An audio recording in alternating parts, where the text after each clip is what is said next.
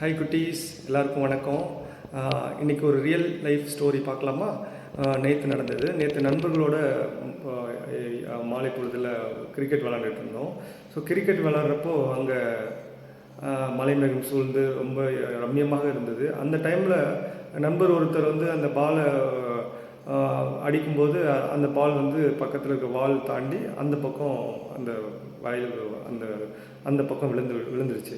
So அதை பார்க்குறப்போ அந்த பக்கம் போய் பார்க்குறப்போ ஒரே முள்புதர், முள் செடிகள், அப்புறம் புல் அதிகமாக வளர்ந்து, கோரை புல்கள் வளர்ந்து ஒரே காடாக இருந்தது. அதை பார்க்குறப்போ நண்பர்கள் என்ன சொன்னாங்க, எல்லோரும் முடிவு பண்ணோம், ஸோ இந்த பாலை வந்து நம்ம விட்டுருவோம், நம்ம வந்து வேறு பால் வாங்கிப்போம், அந்த பக்கம் பாம்புகள் பூச்சி இருக்கும், அதனால் நம்ம போகிறது நல்ல விஷயம் இல்லை அப்படின்னு சொல்லிட்டு விட்டுட்டு நம்ம எல்லோரும் கிளம்பிட்டோம்.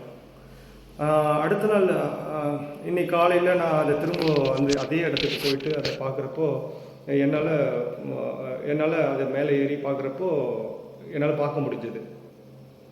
அதை பார்க்க முடிஞ்சோடனே எனக்கு ஒரு ரொம்ப சந்தோஷம். நேற்று வேண்டான்னு விட்டுட்டு போன பால் பந்து அதே அந்த பக்கம் அது கிடக்குது. கரெக்டாக அதை என்னால் பார்க்க முடிஞ்சது. ஸோ அதை நான் இறங்கி அதை எடுத்துகிட்டு எனக்கு அது ஒரு பெரிய வெற்றியாக நான் அதை பார்க்குறேன். எப்படின்னா, பெரிய பெரிய வெற்றிகள் தான் நம்மளுக்கு வெற்றியை தரும்னு சொல்ல முடியாது.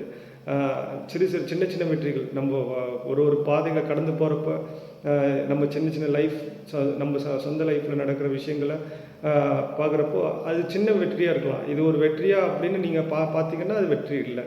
பட் ஆனால் அதை நீங்கள் ஒரு செலிப்ரேஷனாக எடுத்து ஒரு சந்தோஷமாக இது ஒரு நல்ல விஷயம், அதை நல்ல விஷயமா எடுத்திங்கன்னா, இந்த வெற்றியை நீங்கள் செலிப்ரேட் பண்ணிங்கன்னா உங்களுக்கு ஒரு ஹாப்பினஸ் கிடைக்கும். அதை வந்து நீங்கள் அடுத்ததுக்கு லீட் பண்ணுறப்போ உங்களுக்கு அது ரொம்ப சந்தோஷமாக இருக்கும் அப்படிங்கிறத நான் இங்கே சொல்கிறேன். அதே மாதிரி உங்களுக்கும் சின்ன சின்ன வெற்றிகள் இருக்கும். அதை வந்து கொண்டாடுங்க. பெரிய வெற்றிகளை கண்டிப்பாக கொண்டாடணும்.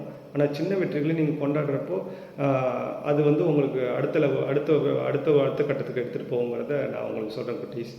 ஓகே, என்ஜாய் பண்ணுங்கள். பாய்.